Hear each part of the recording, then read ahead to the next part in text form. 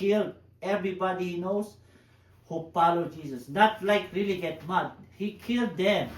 He said, I'm gonna be eliminating all of these Jesus followers. Whenever there's one following Jesus, he killed them with sword. Okay? So, Acts written by Paul is saying, what it says? Oh, here. All the prophets testify about him. All the prophets on the Old Testament is the testify that Jesus is the Messiah. It's like all what they're talking about is all about Jesus. Even though they didn't mean Jesus, they didn't even know what he looks like, but it's Jesus what he's talking about. Mama, Genesis Go, Ma. 3:15. Go, go. Teka lang. Genesis is the first. Oh, you got 5 Book. minutes. Moses, bro. Oh, Nama. Oh, you Genesis. got exactly 5 minutes. Asa si Genesis? How come Jesus is in the Genesis book? It's the first book. Genesis 3:15. 15. Asa ka? Wow. Ma, No. Ma, it's right there. Asan? Ito pala. I will put enmity between you and the woman, and between your offspring and hers. He will strike your head, and you will strike his heel. What? What does that mean? Oh. What? Well, who is the woman there? Genesis 3? Genesis chapter 3? Who is the woman? Miriam. Mary? No. Who is the woman there? Miriam. Who is talking about it? It's like, Mary. wait, what is the Genesis all about? It's about the creation, the Yeah. beginning. Who is the first two person? Eve? Adam and Eve, right? And Eve fell into the Snake. snake. Trap. So, when God said, I will put enmity. What is that? What's it up? Enmity between you and the woman. Between your offspring and hers. So, the woman fell into the trap of the devil, right? But he was saying, the offspring of the woman Oh, okay. and the offspring of the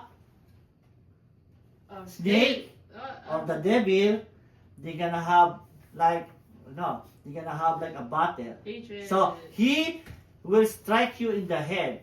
The devil will be struck on the head, like step on the head. And you will strike his heel. The devil will strike his heel. So this is very deep, right? So the woman, the offspring of the woman will be the one gonna stop the devil striking his head. But the devil will strike his heel. Is that clear? How is it happen? The offspring of the woman, which is the virgin birth, is the offspring of the woman, who is the virgin birth, is Adam? Mary? Mary is the virgin Yeah. birth. Who is the offspring? Oh, Jesus? wait. Jesus. I was like, oh my So, god. It was so See? confusing. I know, this is so deep. So, see, in the Genesis, the offspring of the woman will defeat the devil because the devil did bad on the woman. But the devil will strike the heel of the offspring. Okay? So, the offspring of the woman is the virgin birth who is come to defeat the devil, who is Jesus. Jesus. When Jesus was crucified and he was dead, do you know what the soldier did? You stab him with a spear? He was hit by the heel. Why they're hit in the heel? Isn't that like a vulnerable part? Isn't that That's- your knees? Isn't that how Achilles Heel died? and knee. Isn't that how Achilles died or something? So they wanna make sure he is dead. That's why, because on that time, Friday, Holy Friday, the next day is Sabbath. When it's afternoon, it's supposed to be everybody's home to celebrate Sabbath. Everybody's supposed to be. So they're rushing it to make this done. It's about 3 o'clock when Jesus died. And they are not sure if he's dead. So they strike him here. That's why in the cross you will see in the knee there's like a bruise, because that's all your strength you're holding when you are crucified. So when you strike it, that makes sure that he is dead. So that is what he is talking about here. So see, from Genesis, it was already predict that Jesus is coming, because the offspring is Jesus, and it says it will strike his heel. Then when it happened, when Jesus was crucified. Any question? One more. Last na. Exodus. What is Exodus? The one after Story of Genesis. the Passover. The story Passover. What's Passover? The story of the Passover. Oh, what's Passover? Passover. Like, The last day of Jesus. Last day of Jesus? Correct? no. Ay, palaspas! Palaspa. What is the first book? First 5 books? Genesis, Exodus, Deuteronomy, Numbers, Leviticus. Okay, so Exodus is in the very old. This is the story of Jesus. Moses and Egypt. Kaya nga it says Exodus is like exiting Egypt. Exiting Egypt. Right? Yung palaspas, di ba? Di ba? Palaspas is like, It's not Palm Palm- Sunday. that's Matthew yun. Matthew. New Testament That's yun. Palm Sunday. Okay? So Exodus, Passover yung Last Supper? no, the Exodus is the 10 Commandments. The 10 Commandments. Okay. 10 Commandments is like the story of Moses, of the prince of Egypt. This is the Exodus, the exit. So, where is Jesus there in the Passover? He was like, Beginning to leave. Yun ba yung nahuli siya? Israel? Teka, this is Old Testament. Moses, this is Moses. 10 Commandments. Moses. Okay. Okay. So, it's saying here that in Moses' time, Jesus is predicted to come where and why and how. What? Where and Where and why and how.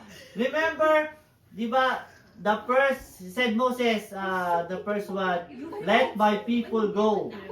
What did happen there? The plagues. The bla- 10 the- plagues.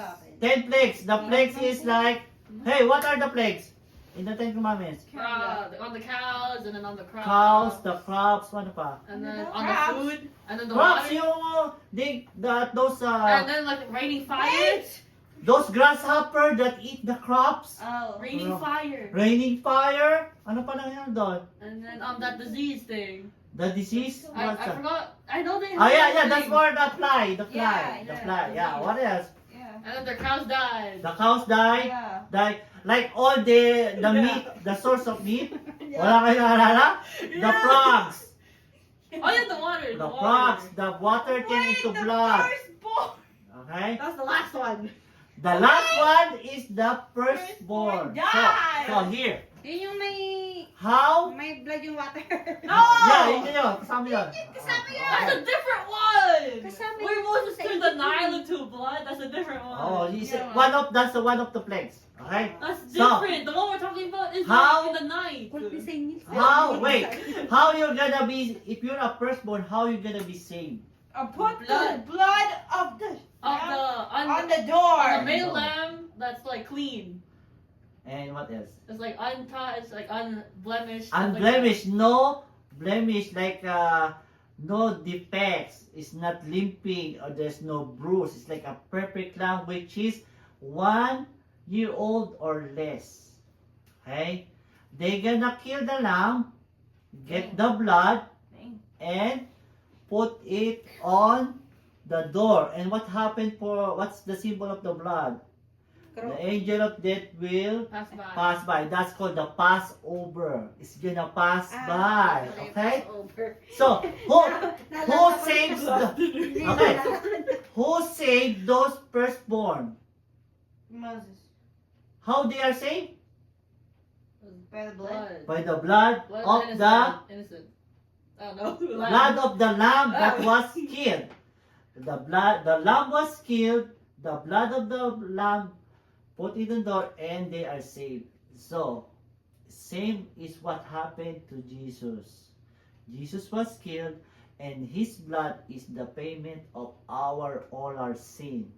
That's why Jesus is in the symbol of the Exodus in the time of Moses. Okay, so Exodus is all about Jesus, which is so far away from Jesus' time. Nakuha? Okay? So, your Exodus is far away from, because Exodus, Yes, 400 years, Oh, you Last Supper. 400 years, then John the Baptist, 400 years was so quiet, no prophecy, no special thing happened. After 400 years, then suddenly John the Baptist appeared. And he is proclaiming, prepare for the Lord, he is preparing, he is coming. So, 400 years ago, I'm trying to they were talking already about Jesus, which is gonna save us. Because the lamb was sacrificed to save the firstborn. Same with Jesus. Jesus need to die and have his blood so we can be saved.